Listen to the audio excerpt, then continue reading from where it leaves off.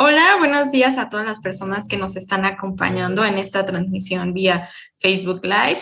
La Dimensión Episcopal para la Movilidad Humana AC se complace en tenerlos. Hola, buenos días a todas las personas que nos están acompañando en un día pues tan simbólico como es el Día Internacional de la Mujer, un día que como bien sabemos no es de celebración y más bien es de conmemoración y de hacer notar todos los aspectos que nos faltan alcanzar para realmente tener pues una equidad de género con respecto a las mujeres en el mundo, y en este caso la cuestión de la movilidad humana no es la excepción.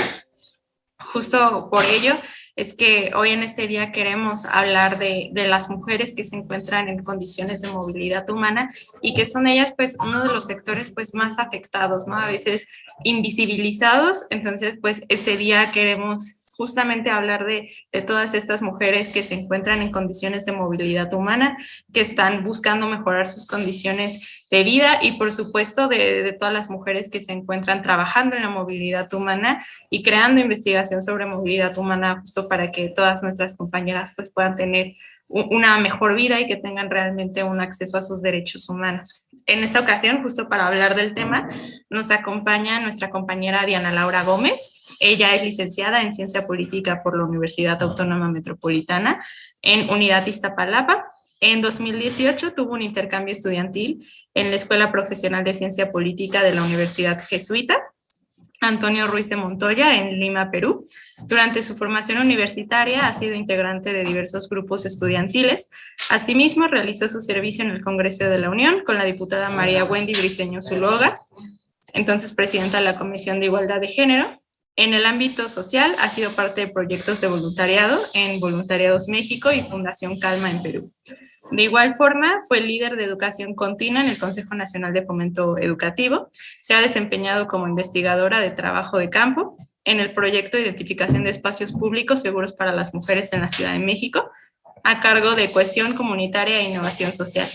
Ha impulsado por los laboratorios de aceleración del PNUD y cooperación alemana en el desarrollo sustentable GIS.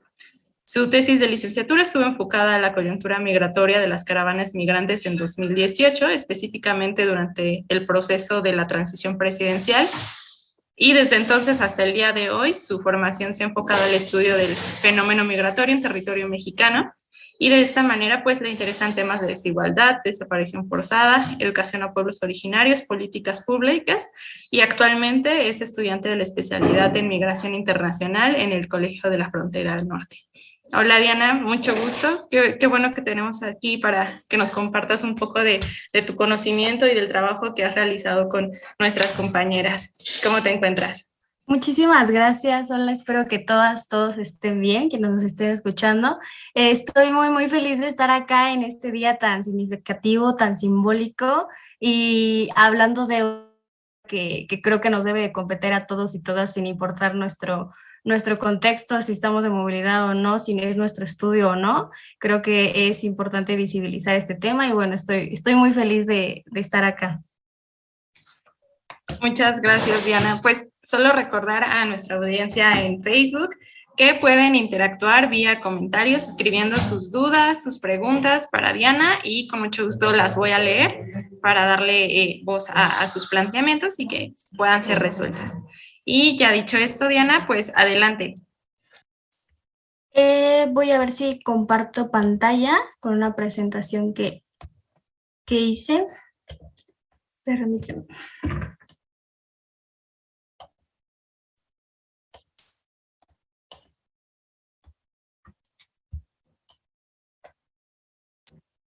No sé si ahí la pueden ver.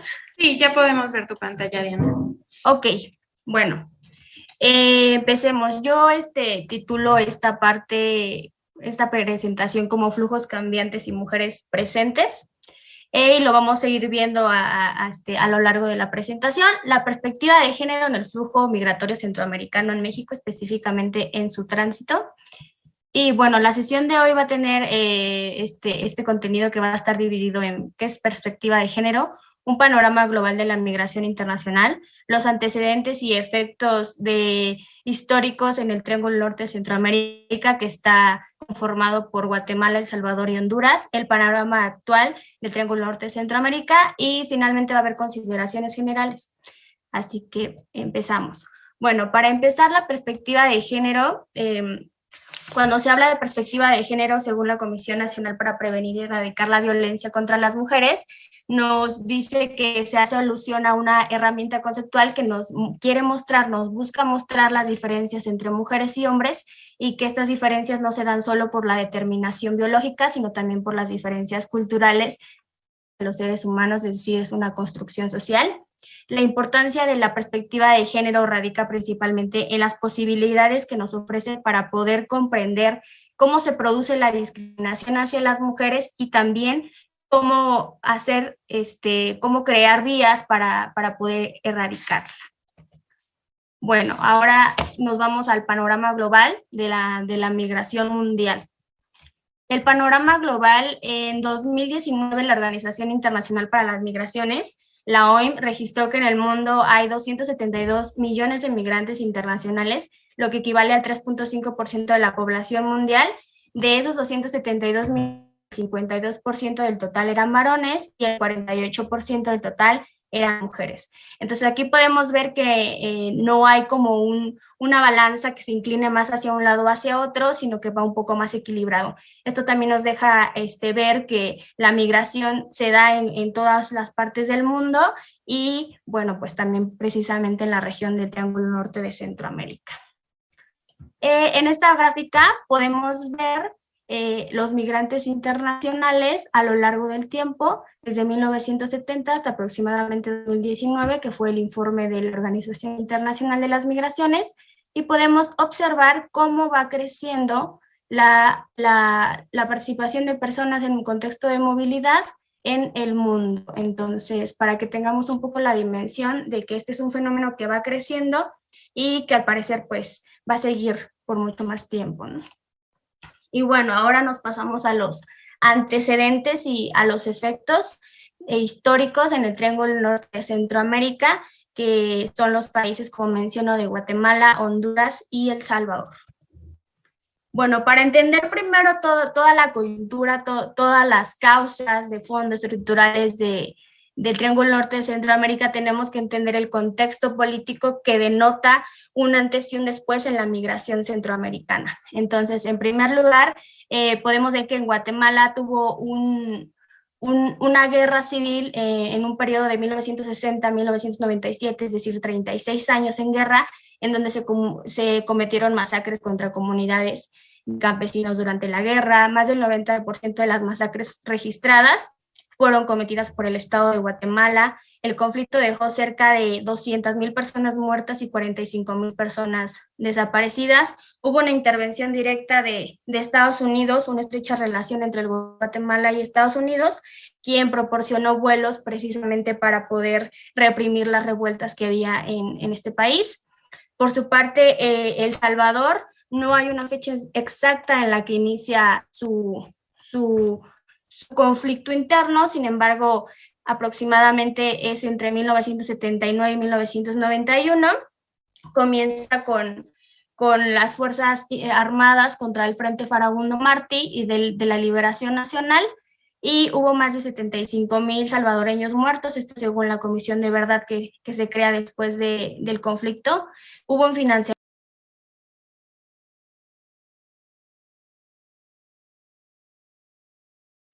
Estados Unidos tuvo el conocimiento de las violencias de derechos humanos que hubo en este país. Y bueno, por su parte, Honduras no tuvo, a diferencia de sus vecinos, un conflicto igual. O sea, ellos no tuvieron guerra, sin embargo, fue un vecino entre varios conflictos. Fue un punto clave para poder reprimir la insurgencia dentro del país de El Salvador y también de Nicaragua. Nicaragua no lo metemos dentro del Triángulo Norte de Centroamérica, pero también hay que mencionar que, al igual que sus países vecinos, estaban en guerra contra la dictadura de Somoza, en donde también Estados Unidos tuvo una fuerte intervención y estrecha relación con con los regímenes dictatoriales. Entonces, Honduras tuvo esta estrecha relación, fungió como un punto estratégico y la intervención con Estados Unidos fue demasiada dentro de estos países en Centroamérica.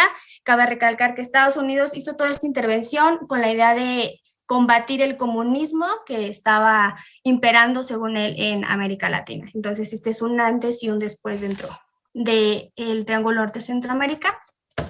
Y bueno, los efectos que trajo consigo todos estos enfrentamientos, todas estas guerras, todos estos años, porque fueron décadas, fue desplazamiento forzado interno.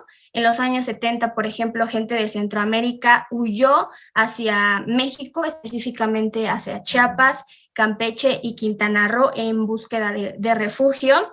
Fue así que México establece este proceso de refugio y más adelante se crea la Comisión Mexicana de Ayuda a Refugiados en 1980. Tras la firma de los tratados de paz en sus países de origen, miles de personas vuelven a Guatemala, El Salvador y Honduras. Sin embargo, quienes deciden quedarse en México obtienen la nacionalidad mexicana. Bueno, también trajo consigo la crisis económica. Hubo un antes y un después en la economía de las naciones centroamericanas. Fueron las secuelas de la guerra. Hubo un declive en el acceso a una vida de calidad para estos tres países. Y bueno, por su parte, las violaciones de derechos humanos estuvieron presentes durante y después de los conflictos armados, las desapariciones forzadas, hubo masacres, como mencionamos, violaciones sexuales hacia mujeres. En su caso, personas de la insurgencia también participaron en estas violaciones de derechos humanos, principalmente hacia mujeres y niños. Y actualmente se siguen manteniendo juicios en búsqueda de justicia en esos países. Un caso muy emblemático es el de Guatemala, que se han ido hasta la Corte Internacional para poder exigir justicia ante estos crímenes de lesa humanidad.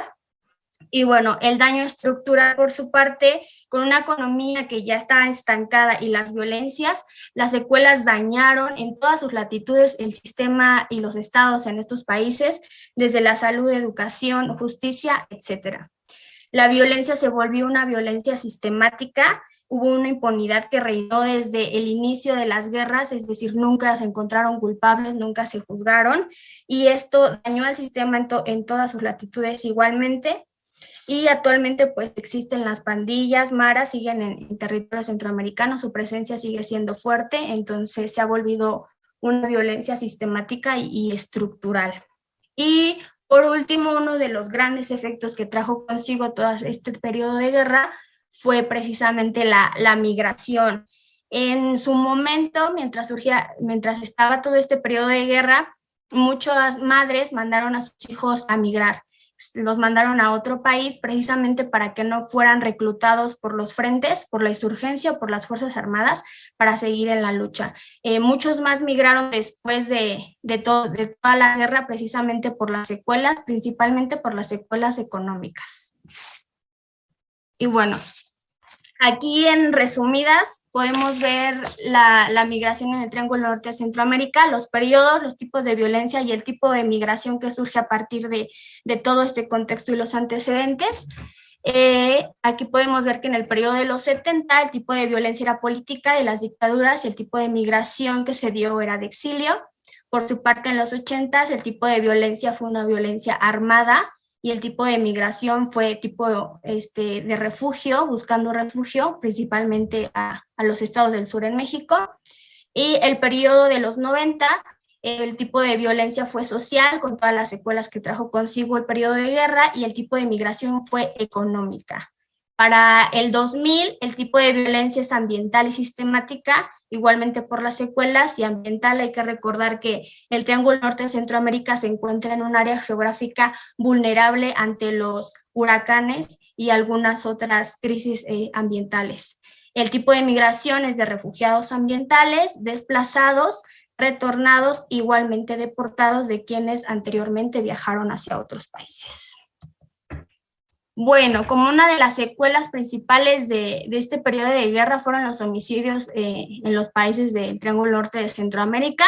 El Banco Mundial aquí nos da algunos datos sobre los homicidios por cada 100,000 habitantes. Aquí está Honduras, El Salvador y Guatemala. Podemos ver, por ejemplo, que El Salvador en los 90 tuvo un alto grado de homicidios, precisamente por el periodo de guerra. Conforme va avanzando el tiempo va bajando, sin embargo, a partir del 2010 aproximadamente sigue subiendo, baja y sigue subiendo, pero nunca se ha mantenido una tasa baja de homicidios dentro de los países centroamericanos. Por ejemplo, San Pedro Sula, que se ubica en Honduras, es considerada una de las ciudades más peligrosas del mundo, de la región. Entonces, aquí podemos ver que cómo ha sido esta evolución dentro de la violencia en los países centroamericanos. Bueno, ahora nos vamos a ir a un panorama un poco más actual para poder ir viendo igual todo este proceso de la migración, las mujeres en contexto de movilidad. Bueno, para empezar, México y el Triángulo Norte de Centroamérica siempre han compartido la condición de ser países expulsores, ¿sí? Expulsores de migrantes. Sin embargo, México ya se ha ido transformando también en un país destino. Anteriormente la migración en México nunca fue un problema, ¿no? El tránsito de migrantes por México nunca fue un problema para el gobierno mexicano. Sin embargo, ahora que ya es un poco más visible, se han tornado algunas acciones encaminadas a política migratoria restrictiva. Y bueno, el tránsito por México es de manera irregular por parte de los migrantes centroamericanos y migrantes centroamericanas, principalmente porque para que ellos puedan entrar, ellas puedan entrar, se necesita una visa. Entonces es algo que no pasa, así que el tránsito se vuelve regular tanto para hombres como para mujeres. Por su parte, la invisibilización, por ejemplo, del fenómeno en general, o sea, el fenómeno de la migración siempre ha sido un fenómeno invisibilizado ya desde sus inicios, al menos en su tránsito por México. Cabe recalcar que sí hay estudios de migración de México, pero de personas mexicanas yendo hacia Estados Unidos por la relación centenaria que tienen de migración. Sin embargo, de las personas centroamericanas, no había habido una visibilización del fenómeno. Entonces, nunca había estado tampoco en la agenda política ni del gobierno federal, y se dio por hecho que quienes migraban por México eran estas personas que veíamos en las imágenes montadas en el tren, en la bestia, y que la mayoría de los grupos compuestos por estas personas eran hombres. Entonces, en el ideario siempre fue los hombres son los que viajan, ¿no? Los hombres son los que están cruzando por el país, porque eso era lo que veíamos, ¿no? Entonces existe una invisibilización de las mujeres en este contexto de movilidad humana. Igualmente hay estudios que nos indican que sí ha habido presencia de mujeres desde antes, pero hay una falta de datos duros y confiables. ¿Por qué? Hay unos vacíos dentro de las investigaciones, tanto de gobernación como de asociaciones civiles, porque existen estadísticas, por ejemplo, de mujeres que son detenidas o mujeres que son retornadas, pero nunca vamos a saber cuántas son las mujeres que pasan por México, ¿no? Porque pasan de forma irregular. No hay una regulación sobre la migración. Entonces, obviamente que no va a ser confiable los datos que tenemos porque no son representativos en la proporción en que no sabemos cuántas son las mujeres que cruzan por México. Como lo digo, hay una falta de datos. Anteriormente, con este ideario de que solo los hombres migran, los datos son dados por tantos migrantes y ya, o sea, nunca se contempla, no, y está dividido entre tantas mujeres vienen de tal lugar y así. Entonces, por eso esa complicación, invisibilización de los datos nos hace creer también que las mujeres sí viajan, pero ¿por qué, a diferencia de los hombres, no están en las estadísticas? Bueno, porque las mujeres viajan de manera clandestina. ¿Pero por qué viajan de manera clandestina? ¿Cómo migran y por qué migran?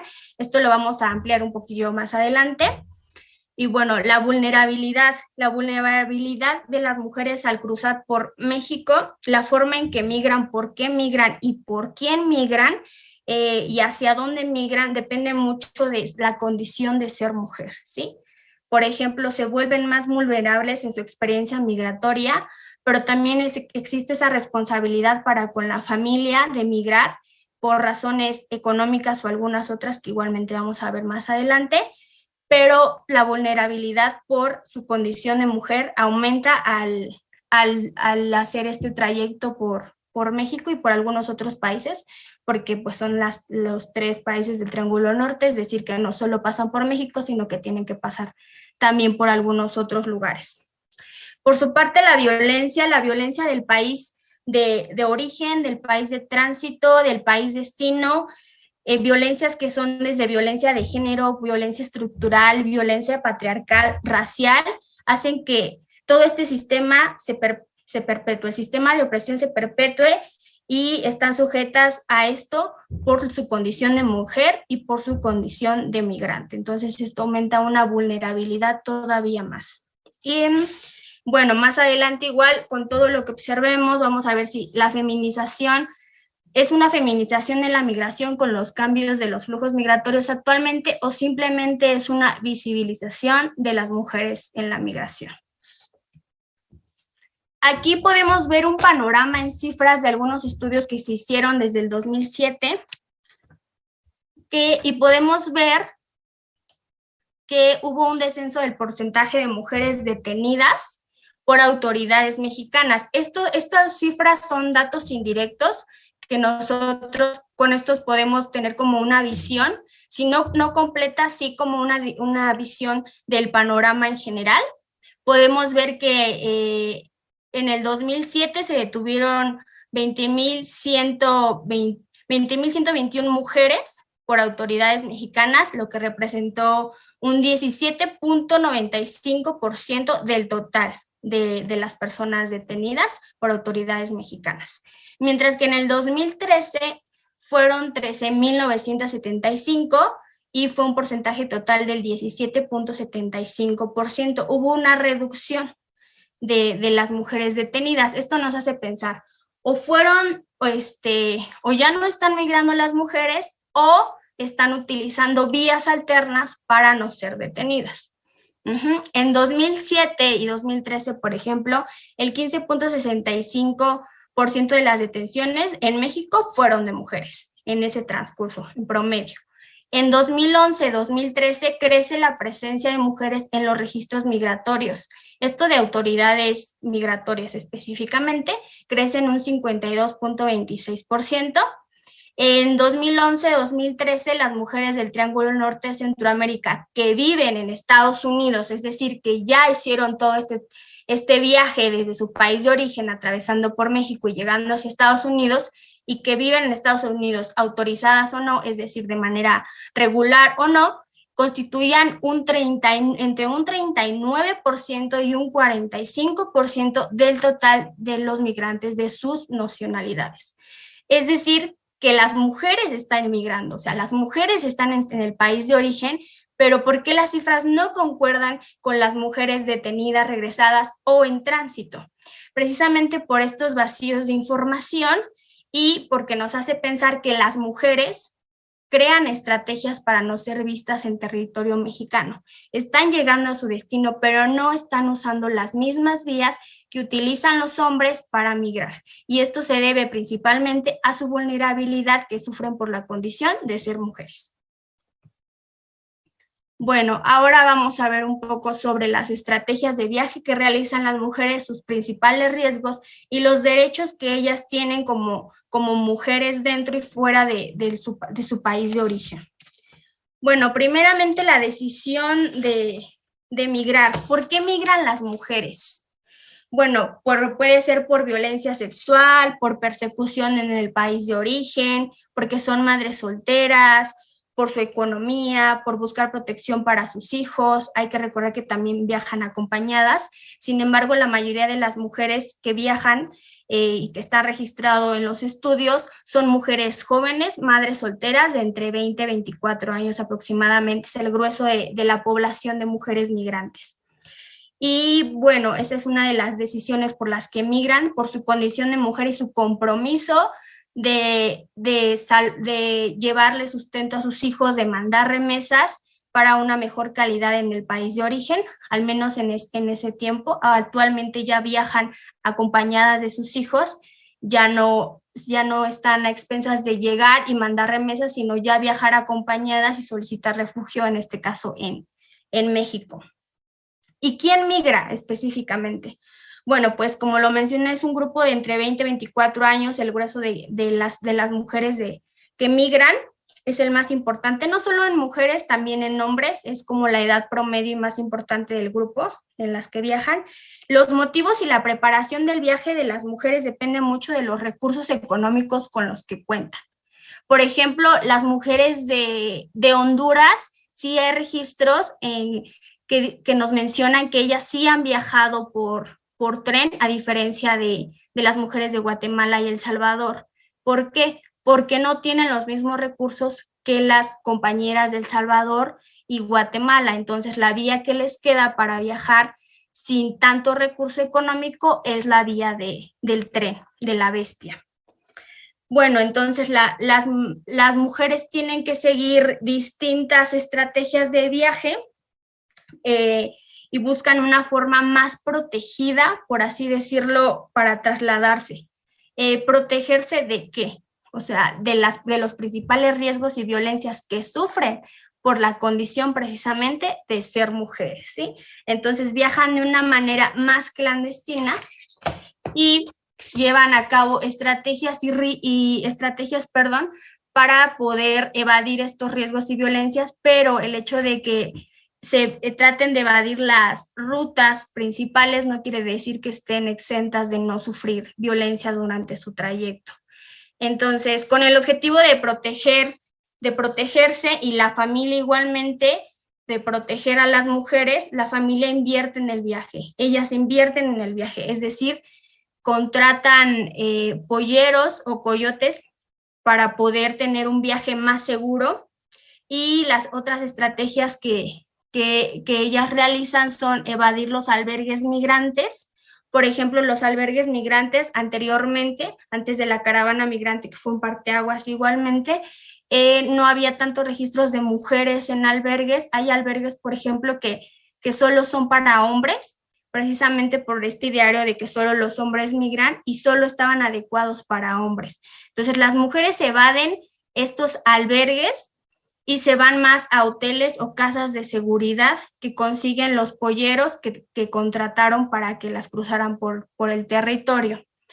Es así como que las asociaciones civiles, los albergues no llegaron a tener tantos datos de mujeres presentes precisamente por la evasión de los albergues. Bueno, en su condición de migrantes, ellas no se mezclan igual con hombres que migran, porque aún estén en la misma condición de hombres. Al ser migrantes, no las exime de no vivir una violencia por parte de ellos mismos, ¿no?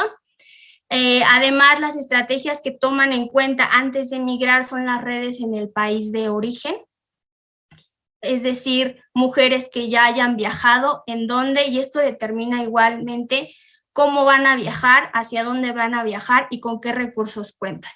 Entonces, los principales riesgos y violencias que sufren son extorsiones por parte de autoridades mexicanas o también por parte de la propia población.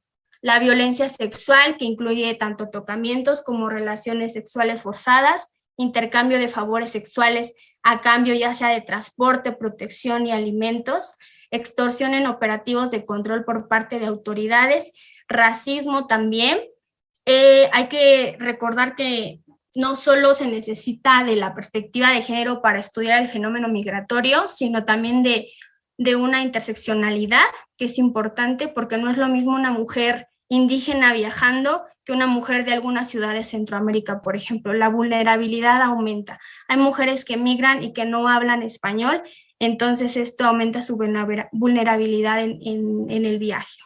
También están en riesgo de sufrir secuestro, y en esta parte pues los secuestradores piden dinero hacia sus familias. Esto ocurre con hombres y mujeres. Sin embargo, las mujeres, por su condición de ser mujeres, pueden sufrir también violencia sexual o trata, es decir, las secuestran para prostituirlas, igual con tráfico de migrantes, y bueno, también sufren de la violencia estructural contra la mujer en México. Si una mujer en México, como nosotras, sufrimos violencia siendo mexicanas y que se puede decir que tenemos más oportunidades de acceso por estar en nuestro país, acceso a justicia, pues para ellas es muchísimo son más vulnerables de no poder acceder a justicia, principalmente por el miedo a ser deportadas o porque tienen la presión de llegar al país de origen para poder trabajar y mandar remesas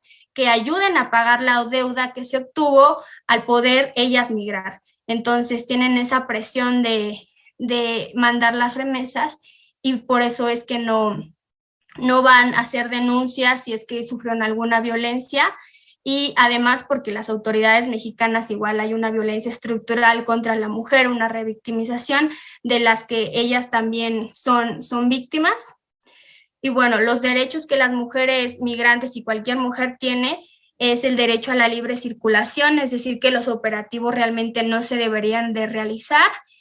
Hay un derecho a la libre circulación en todo territorio mexicano. Necesitan una orden de aprehensión para detenerte, en ningún motivo deberían de pedirte tu identificación.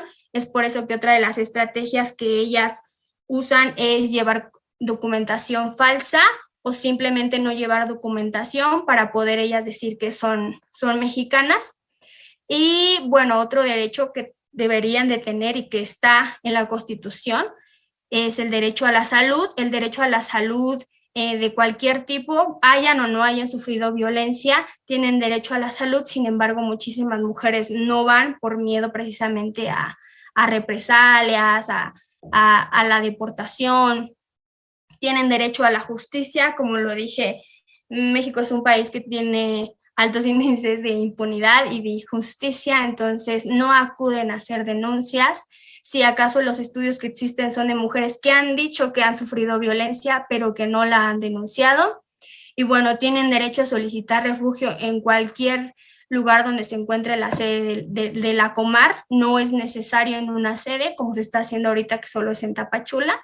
Eso es una violación a sus derechos como solicitantes de refugio.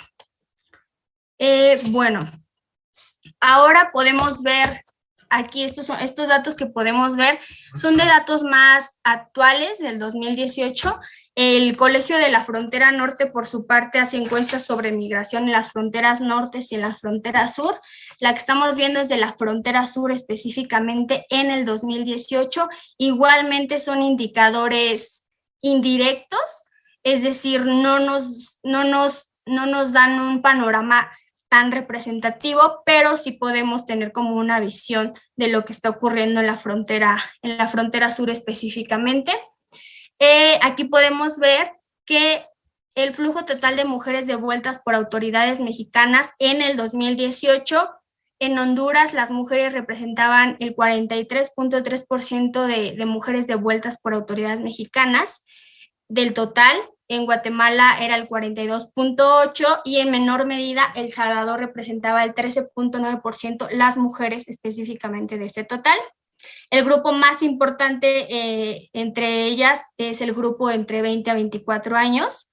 En Honduras el 65% era de este grupo de 20 a 24 años, en Guatemala era el 66.8% y en El Salvador el 68.7% del grupo de 20 a 24 años. El 72.2% dijo que estaba unida y el 27.8%, dijo que no lo estaba. Entonces esto también nos genera dudas en la investigación cualitativa, si no están unidas o simplemente igualmente es una estrategia de decir sí estoy unida, me están esperando en tal estado para ellas protegerse de la violencia que pudieran sufrir si es que cuentan que van solas, ¿no? Que no van acompañadas.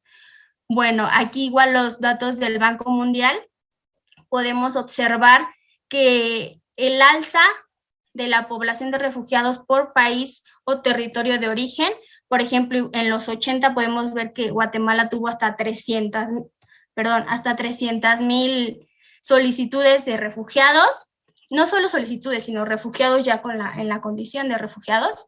esto debido al periodo de guerra principalmente.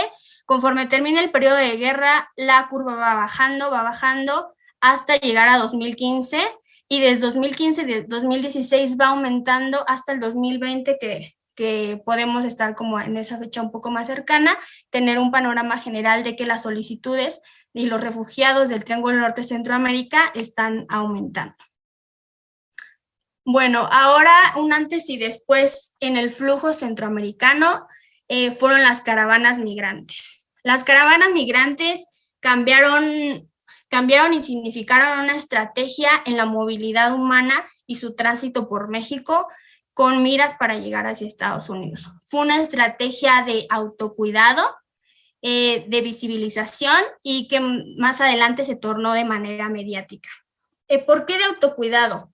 Al sufrir tantas violencias, tanto a los hombres y mujeres, crearon una estrategia de visibilización, de irse cuidando todos, de ir todos en grupo y cruzar por territorio mexicano, algo que anteriormente se hacía, pero no de manera tan conjunta con demás personas. Entonces fue una estrategia de autocuidado por parte de los integrantes, y las mujeres estuvieron presentes dentro de las caravanas. Creo que fue la primera vez que se ven tantas mujeres que están migrando, ¿no? O sea, que podemos ver en los medios de comunicación mujeres cargando niños, hombres y todo. Fue un conglomerado de la sociedad centroamericana que estaba por su paso por México. Entonces es un parteaguas que nos hace no solo visibilizar que existe el fenómeno migratorio en México y su tránsito, sino que está conformado no solo por hombres, sino por mujeres y niños, niñas y adolescentes, hombres y mujeres igualmente no acompañados.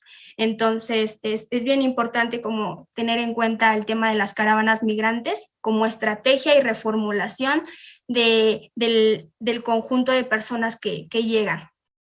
Y bueno, a raíz de esto se dio una visibilización del fenómeno migratorio y su tránsito por México.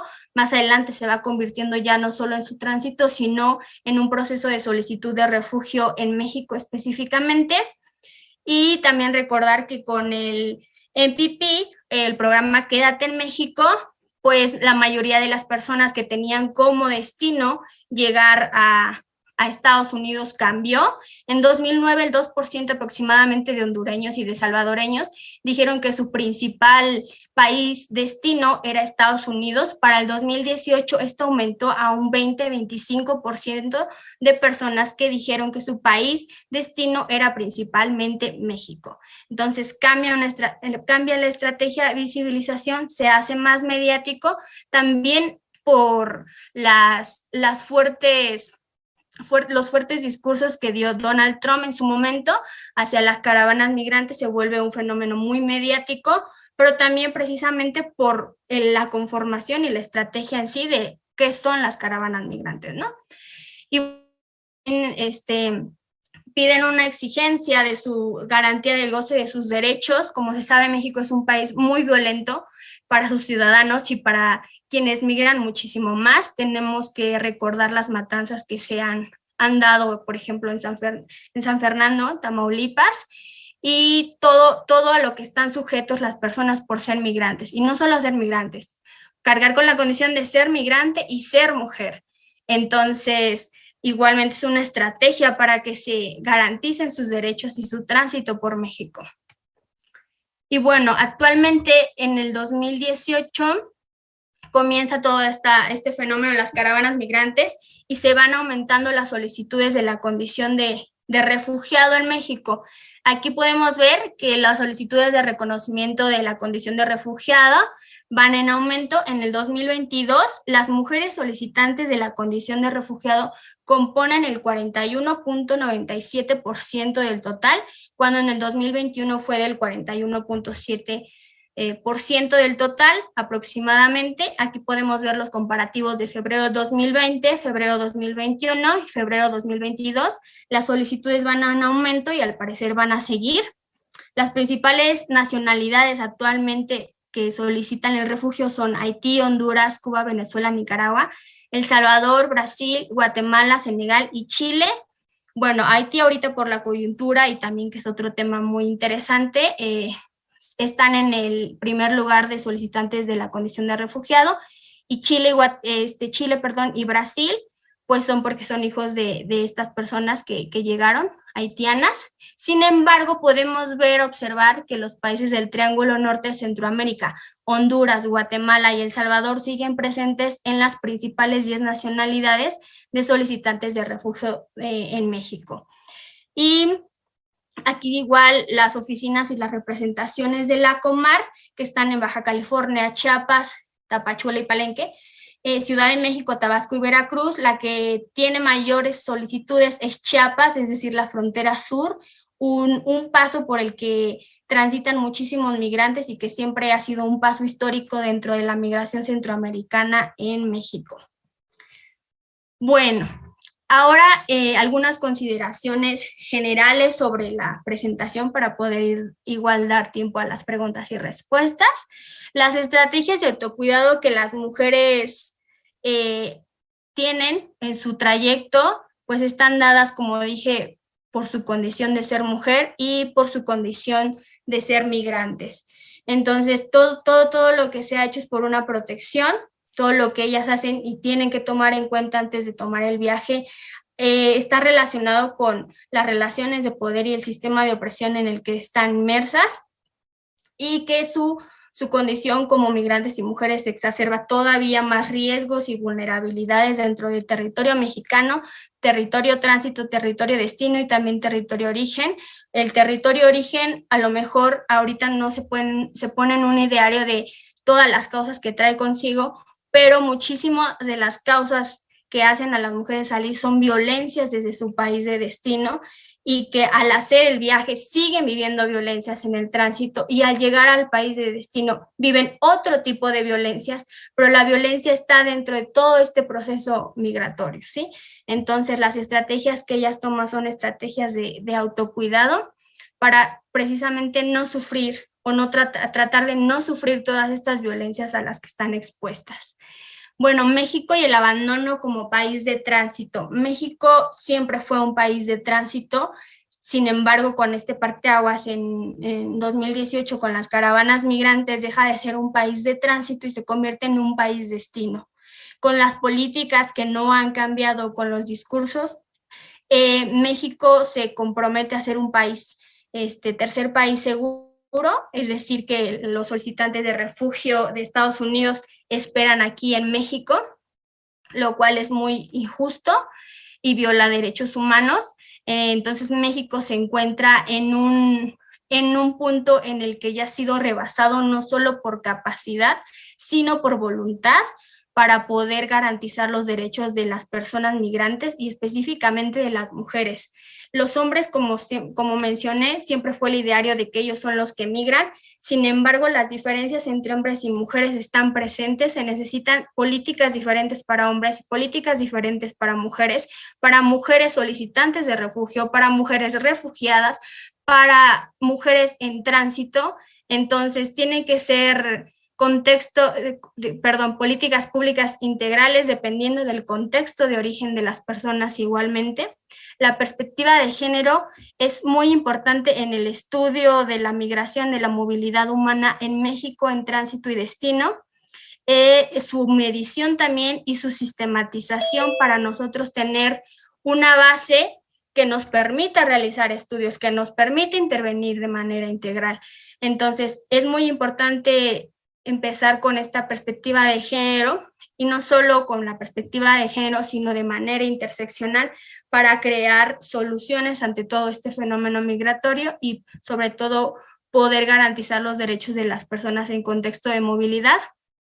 Igualmente, hay que poner un punto muy, muy clave dentro del contexto en el país de origen y las causas estructurales que la están provocando, que están provocando la migración, porque muchísimas de las personas viajan por motivos económicos. Entonces, aún tú los recibas, se les dé la condición de refugiado, como se dio en Guatemala, ellos lo que quisieran sería regresar a su país de origen. Entonces, las causas que las orillan y los orillan a viajar deberían ser atendidas no solo por el país de origen, sino por la región en general. debe de haber políticas públicas integrales, es decir, dentro del país de origen, como en el país de tránsito, como en el país de destino, se tiene que trabajar en políticas públicas integrales que den solución a esto, pero también el estudio lo podemos hacer desde una separación de los países. Es decir, ahorita lo estoy dando como el Triángulo Norte de Centroamérica, que mucho lo mezclan, Triángulo Norte de Centroamérica, Triángulo Norte de Centroamérica, pero las estadísticas son diferentes para cada país, ¿sí? Guatemala ya tiene una tradición de migración con México transfronteriza desde hace mucho tiempo, pero no es la misma tradición que tiene con Honduras o que tiene con El Salvador, por ejemplo. Entonces, es importante realizar estudios y políticas públicas en cada país, pero a la vez juntar todos estos países y crear políticas integrales en pro de los derechos de las personas en contexto de movilidad.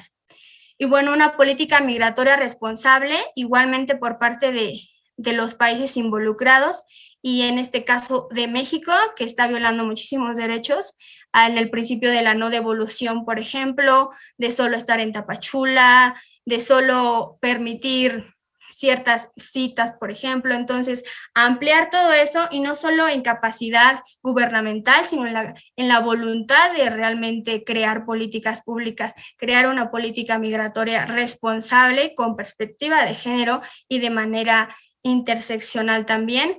Entonces, ahora el tema de la migración centroamericana en México es un tema que se ha dejado ya a lo mejor ya hasta un poco de lado, porque ya llegaron más flujos de otros países, ¿no? Pero no son menos importantes. Todos requieren de la atención y obviamente de una política migratoria responsable. Y bueno, también creo que es importante mencionar qué es lo que nosotros desde nuestro lugar, desde nuestra trinchera, desde nuestro trabajo podemos hacer. Bueno, nosotros debemos de tratar de promover desde nuestros espacios la denuncia de los delitos que sufren las mujeres, de mejorar la asistencia a las víctimas y también de divulgar y difundir los derechos que tienen las mujeres en contexto de movilidad humana. No revictimizar y sobre todo promover, como dije, las políticas con perspectiva de género. Y bueno, finalmente creo que esto nos deja como la conclusión de los flujos han sido cambiantes, las estadísticas han sido cambiantes, pero las mujeres siempre han estado presentes. Y bueno, eso sería todo. Traté de darlo de una manera muy general. Yo sé que el tema es muy extenso, pero si en algún momento desean alguna información a fondo, algún texto, igualmente se los puedo proporcionar. Y bueno, muchísimas gracias. No, pues al contrario, muchísimas gracias a ti, Diana. Justo como mencionas, es un tema pues bastante complejo, ¿no? Que involucra a muchos países, no solo a México y Estados Unidos, y que en realidad creo que fue una ponencia muy, muy buena porque fue muy, muy sintética. Creo que lo expusiste de una manera muy clara desde pues el contexto, pues sí, histórico, ¿no? De las razones de por qué se está migrando, ¿no? Y sobre todo poner este énfasis en por qué las mujeres no están apareciendo en las cifras, por qué tenemos esta idea de que las mujeres que migran no existen o que no las vemos en fotografías o porque no las vemos en un tren. ¿Dónde están, no? Creo que justamente has puesto el dedo sobre el renglón en crear una serie de políticas públicas que de verdad visibilicen a las mujeres que se encuentran en contextos de movilidad, para que justamente pues puedan ser mayormente atendidas, ¿no? Algo que aquí desde Movilidad Humana nos preocupa mucho es la trata de personas, y justamente, ¿no? Cuando se habla de trata en mujeres en específico, pues los modus operandi son demasiados, ¿no? Son complejos, como bien los mencionabas, y que justamente pues a veces no se pasa por una casa migrante, por un albergue o por un comedor, y pues no podemos alcanzar a visibilizar el tipo de violencia a las cuales están siendo sometidas, como bien mencionas, no solo desde su país de origen, sino en su mismo tránsito. Y cuestión que realmente pues muy preocupante, ¿no? Porque no se ha puesto el dedo sobre el renglón de la manera en la que debería de ser. Y justo, ¿no? Qué bueno que lo estamos visibilizando y que vamos a proponer en el futuro, espero, estrategias, ¿no? Para justamente visibilizar a estas mujeres que están en alguna circunstancia de violencia, documentarla y justamente establecer una serie de políticas públicas que puedan frenar este tipo de violencia contra ellas, porque como bien mencionas, una como mujer, siendo pues ciudadana mexicana en teoría con todos sus derechos, pues sufre de violencia, pues en este caso nuestras compañeras pues lo sufren del doble o el triple, ¿no? Entonces pues agradecerte, Diana. No sé si alguien aquí en la sala de Zoom tenga alguna pregunta para Diana.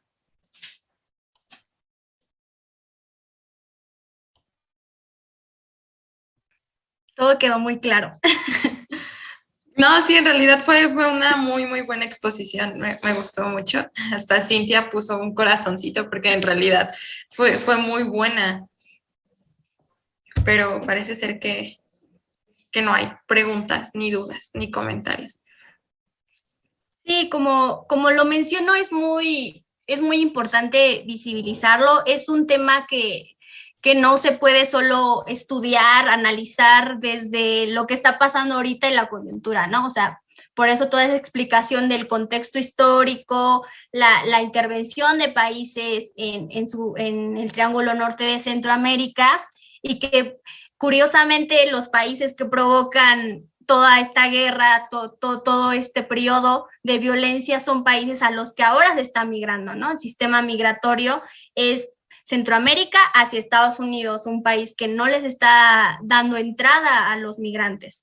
Entonces, muy interesante observar toda esta coyuntura, no solo la actual, sino desde hace mucho tiempo, cómo es que se van dando, cómo se van creando estas estructuras de violencia y que se han perpetuado en los países, se han vuelto sistemáticos en los países de origen y cómo esto vulnera a las mujeres desde el país de origen. Por ejemplo, han sido las mujeres quienes han buscado justicia ante las atrocidades que se cometieron en los países de origen en el periodo de guerra, han sido las mujeres en su rol de cuidados, quienes han buscado justicia, han denunciado, están en búsqueda de justicia para desaparecidos, buscando las vías para acceder a justicia.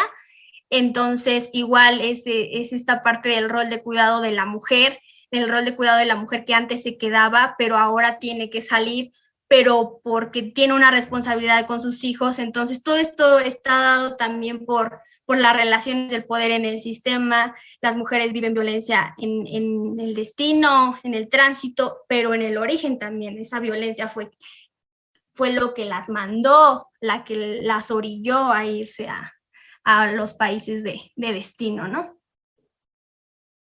Sí, justamente. Y Adriana Calzada pregunta, ¿puedes dar algún ejemplo de cómo la población puede presionar para construir políticas necesarias? Bueno, pues la población puede presionar de diversas maneras. A lo mejor y por presionar podemos decir también contribuir, es decir, haciendo voluntariados, yendo a casas migrantes, visibilizándolo en casas migrantes. Por ejemplo, como mencioné, hubo casas migrantes, albergues que no estaban adecuados para mujeres porque quienes migraban eran hombres precisamente. Entonces, la perspectiva de género no solo desde el gobierno, sino también desde las asociaciones civiles que hacen un gran trabajo y que gracias a ellos es que hay muchísimos datos e informes sobre la población migrante, pero también se puede hacer desde dentro de las poblaciones migrantes, digo, desde los albergues migrantes. Y bueno, igual se puede presionar desde ir a exigir a la Comar, dar visibilidad. Todo el mundo actualmente sabe lo que se está sufriendo en Tapachula, ¿no? Pero lamentablemente es algo que ya se da por hecho, o sea, ya no se habla. Entonces, mientras a mí no me afecte, yo no lo hablo, ¿no? Se puede presionar desde redes sociales, desde compartiendo, desde lo poco que uno tiene, desde la trinchera en la que uno está, puede presionar, exigir a las autoridades los datos. Como mencioné, no hay datos duros, confiables, todos están como divididos. Entonces, exigirle a a la Comar, al Instituto Nacional de Migración, que nos dé los datos, que nos garantice cómo se están llevando a cabo los procesos de solicitud de refugio, que nos permita y que permita a las asociaciones civiles entrar a las centrales migratorias, que la mayoría no puede entrar y que ahí se están cometiendo violaciones de derechos humanos a la población migrante. Entonces, desde ahí, desde la exigencia a las autoridades, comienza un gran cambio para la población migrante, mujeres y hombres en general, niños y niñas y también adolescentes no acompañados. Sí, muchas gracias. Igual yo creo que una estrategia que sirve bastante es documentar. Si en alguno de sus casos ustedes se encuentran en una casa migrante, en un albergue o en algún comedor, pueden documentar todo lo que está sucediendo. Y creo que esto también es muy importante, ¿no? Porque a veces hay como algunos casos de coyotaje y no se denuncia, simplemente se expulsa a las personas, pero creo que sí es muy importante llevarlo a las autoridades porque justamente, pues, algo que se recalca hoy mucho en día, sobre todo porque es el Día Internacional de la Mujer, es que las cuestiones que no se mencionan, pues no existen, ¿no? En este caso, pues justamente los delitos y las violaciones a derechos humanos que no documentamos o que no llevamos ante las autoridades, pues tampoco son vistas, ¿no? Entonces, como dice Diana, en realidad, pues es un trabajo de la sociedad civil el que se está haciendo para documentar todas estas cuestiones, ¿no? Y por otra parte, Alejandra tiene la mano alzada. Adelante, por favor. Muchas gracias. Primero que nada, qué gusto saludar a otra compañera de la especialidad en estudios de migración del COLEF. Hola. Y yo más que nada quisiera agradecer el espacio, Diana, la visibilización del tema, más por el día, ¿no? Simbólico, ¿no? Creo que es importante que hablemos ya de la feminización de los flujos migratorios y más que nada de reconocer la agencia propia de las mujeres migrantes, reconocerlas como protagonistas de su propia historia migratoria, ¿no? Por ejemplo, ya hay albergues en el sur de México fundados por mujeres migrantes, ya hay colectivos de mujeres migrantes y de personas migrantes que se unen a las organizaciones de sociedad civil y trabajan también por cuenta propia. Entonces, creo que es muy importante lo que se está haciendo en este espacio de visibilizar las condiciones por las que transitan de manera visible e invisible las mujeres, niños, niñas y adolescentes. Me hubiera gustado también saber datos por ejemplo, el colectivo LGBT, ¿no? Las personas trans, las mujeres trans, porque todavía creo yo que es un grupo de población aún menos captado por las cifras porque nuestro mismo sistema necesita actualizarse. Entonces, ya nada más que nada, reconocer muchísimo lo que nos compartiste hoy, aplaudirte y pues mucha suerte en la especialidad y pues espero volver a escucharte y conectar en otro espacio.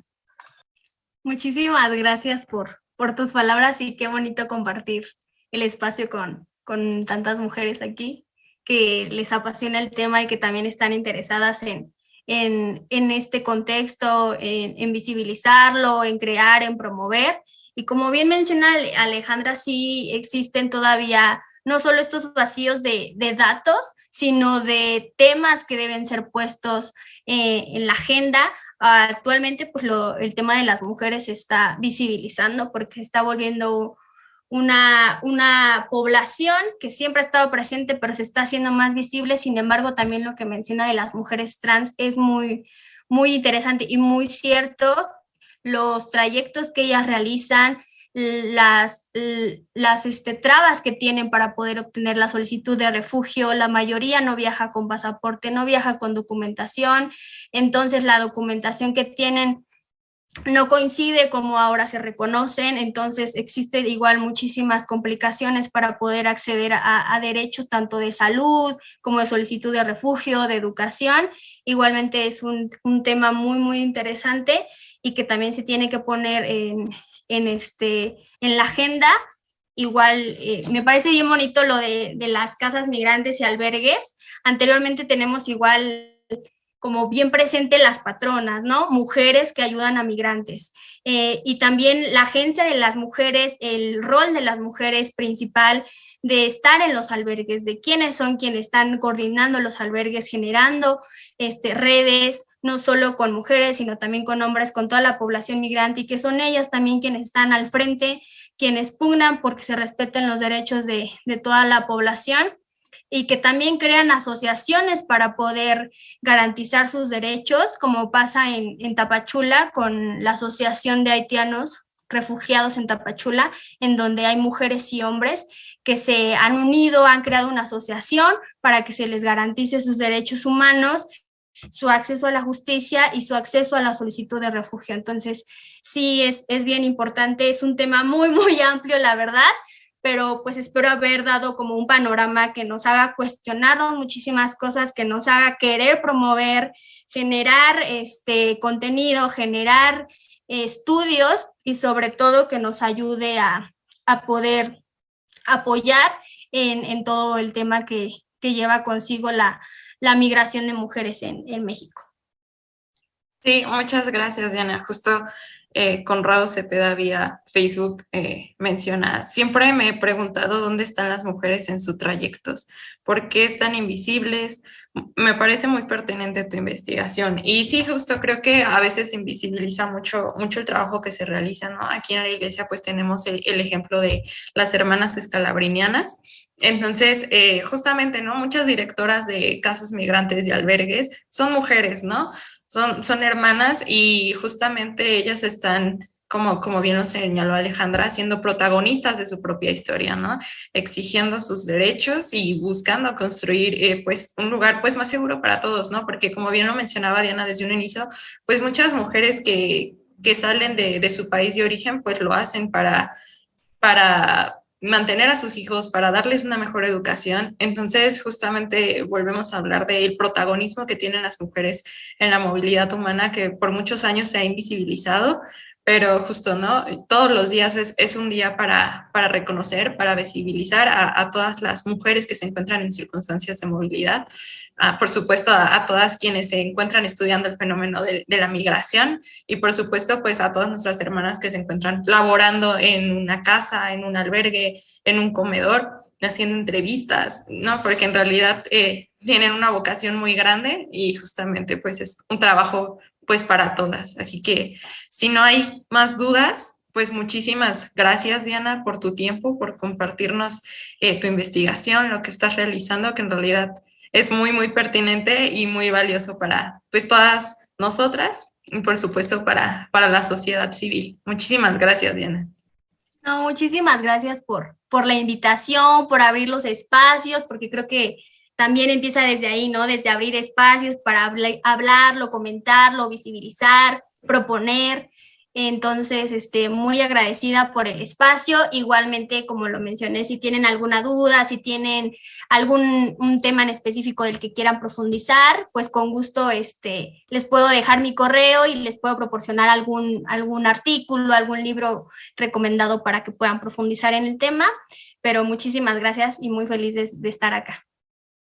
Al contrario, muchísimas gracias a ti, Diana, a todas las chicas que están por acá conectadas, y también pues a todas las personas que se encuentran siguiendo esta transmisión vía Facebook Live. Los esperamos para el evento que viene más tarde con nuestra compañera de movilidad humana, Ivonne Roa, que nos va a hablar un poco de la caracterización de la violencia en los flujos migratorios.